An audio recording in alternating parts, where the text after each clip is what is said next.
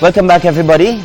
Crystal Rodriguez-Greaves, Chief Investment Officer, Unitrust Corporation, is here with us today to speak about International Women's Day. Woman is what? Woman is boss. That's the song from Denise Plummer, Woman is Boss. So we do have a boss woman here with us this morning, the Chief Investment Officer, Unitrust Corporation. Good morning to you and welcome. Good morning, Lance. Now, thank you for having me. I know tomorrow is International Women's Day. It's not today, but happy International Women's Day to you. Thank you very much. Yeah, how do you feel as a woman at the helm of such an important, a very large organization here in Trinidad and Tobago and also the region, because the UTC does have branches in the region. Am I correct? Yes, you do. So how do you feel being a woman in this industry?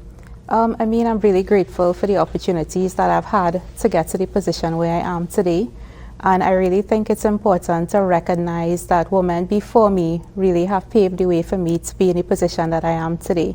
One thing for me, being at UTC for the past 20 plus years, was seeing women in leadership positions all through the organization, middle management positions at executive level. And that really inspired me to know that that was attainable and it was something that I could aspire to. So I really hope that by being here today and by sharing my story and my journey, it will encourage other women and other girls to really aspire to, what they will set out to achieve. So you've been in the organization for 20 years. You didn't just go in as the Chief Investment Officer. You rose, you were at the bottom, so to speak, and you rose to the top. I did. How was that for you? Was it challenging to move through the levels to go all the way to where you are today? So it really was for me a really amazing journey. For me, at the university, so I went to the University of the West Indies, where I studied finance. I really did have a passion for finance coming out of secondary school, and just being exposed to business subjects and being the general manager of the school's cooperative and just seeing how a business was run, how you had to do procurement, how you had to do the financial statements for the company, seeing if it was a profit or loss. And those things really inspired me to go forward and pursue finance. And for me, at university during my breaks, I actually had the opportunity to work at UTC as an intern for both summer periods. And then fortunately for me, I also had the opportunity to join UTC after coming out of university. And for me, joining there, I thought about a career in finance, and I thought that investments would be the route that I would pursue. But that's not the way that it actually worked out. Over the past 20 years, I've had experiences in different areas, compliance, risk management, accounting, and these have really shaped a broader perspective for me of how the company operates, and I think has better positioned me for the role that I have today, which is the Chief Investment Officer. As you moved up the ladder, were there unique challenges that you would have encountered as a woman? So I think fortunately at the UTC, the role is traditionally seen to be one held by males, and it's mostly male dominated.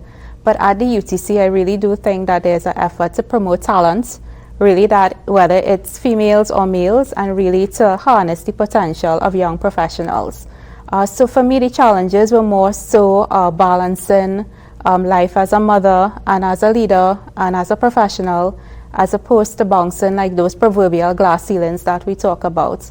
And for me, it really inspires me now to want to be visible to other young professionals in the industry and really show them, that this is attainable. There's a lot of work that goes into it, of course, to really prove that you have the potential and you have the expertise that could really take the organization forward. But it's something that you could attain. It's something that they can attain. Correct. So you're a woman in finance. Let's talk about that, a woman in finance. What would be some of the key challenges in this industry? Because we're not just talking about, the Unitrust. Yes, it is a big organization, a huge organization.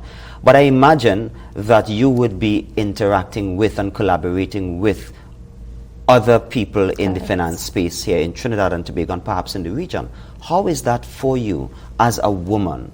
Yeah, so I think as I said before, it's traditionally a male-dominated role, and that in itself brings some challenges when you have to go out there and represent your organization as a woman. But I think once people understand what you bring to the table, understand that you have the expertise to really lead and to contribute to whatever topic is being discussed, then that comes with time and with exposure. So sometimes there may be some hesitation in terms of accepting you, even though you have the qualifications and the experience. But over time, just keeping at it and making people know that the potential and the expertise that you bring really does position you as a seat at the table, and really gives you that same level playing field as everyone else on the table. So be assertive then. Be assertive. You're a mother. What advice would you give to mothers out there who are balancing work and home life, and being a mother, being a wife, and so on? What advice? So I think being a mother and a woman that is working really requires some expert juggling skills, planning, organizing, just making sure that you have things in place to ensure that you could fulfill both roles. For me, my journey into leadership came alongside my growing family. So for me, and that in itself was a challenge. But over time, I've learned to lean on a support system at home. Having a supportive partner, having a supportive family, I think is really key. And not only at home, but also at work, I think it's important as leaders that we really do understand that sometimes people have personal issues to deal with, and really give them that space to deal with those personal issues. Because I think once people really have that better composure about things that are happening, they really bring more to the table, they are more productive. So it's important as leaders that we also be very empathetic. But that works for me. There's not a one-size-fits-all approach. So I just encourage women out there, to really just see what works best for you. Give yourself grace, just do the best that you could.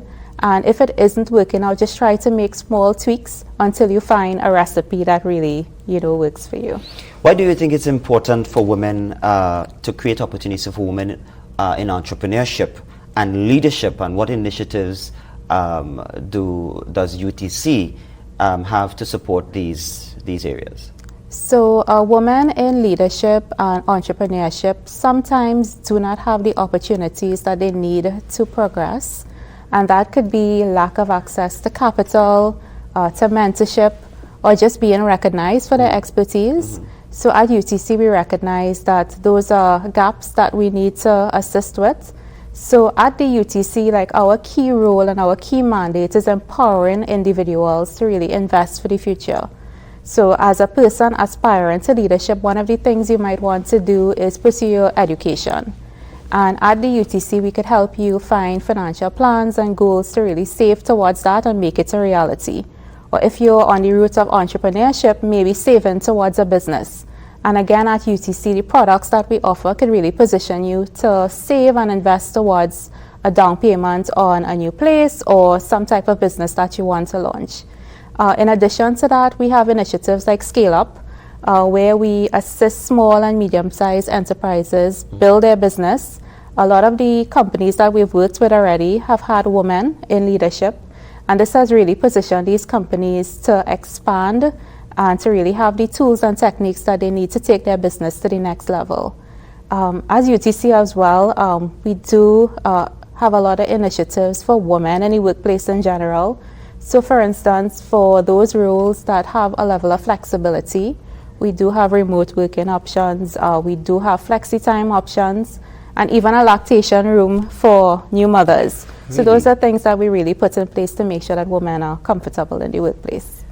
As a woman leader, woman in leadership, I am sure you would be leading men as well, Correct. As well as women. Do you experience power battles from men in particular, or from women? Whom do you experience the most?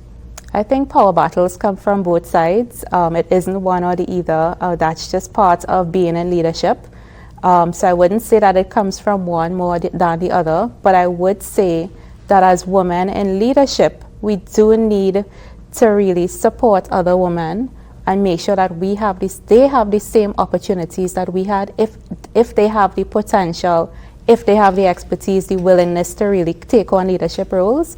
We need to mentor and really promote them so that they could aspire to what they want to be as well. All right, good answer. She said, very good answer. Now, tell us about what learning from your career journey would you share with other women who are aspiring to become, leaders in their own space? So, Lance, one of the things for me, and I think I spoke about it a little bit earlier. Yes, was, you did. You did share some. You did share some. So for me, having a passion for finance, I thought that my career journey would be investments, just working all the way up the ladder in investments and getting to the position of Chief Investment Officer. But that is not quite how it worked out, right? So I had the opportunity to explore various roles that were way off my radar. So risk and compliance were never areas that I thought I would be in.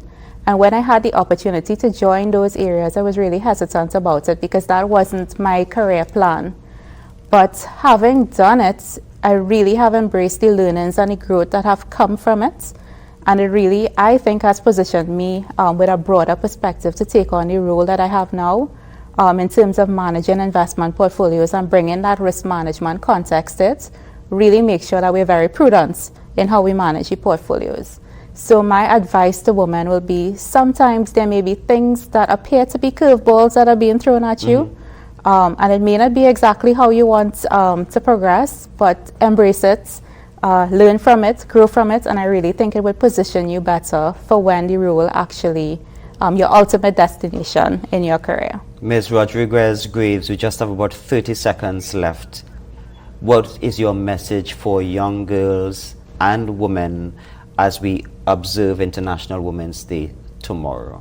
So I just want to say to all young girls and women, you know, you could aspire to be anything that you want to be, even if it's a male-dominated role.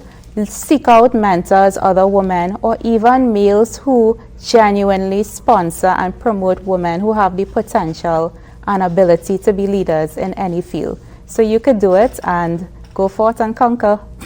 There you have it, ladies, young girls and ladies. There you have it. Crystal Rodriguez-Greaves.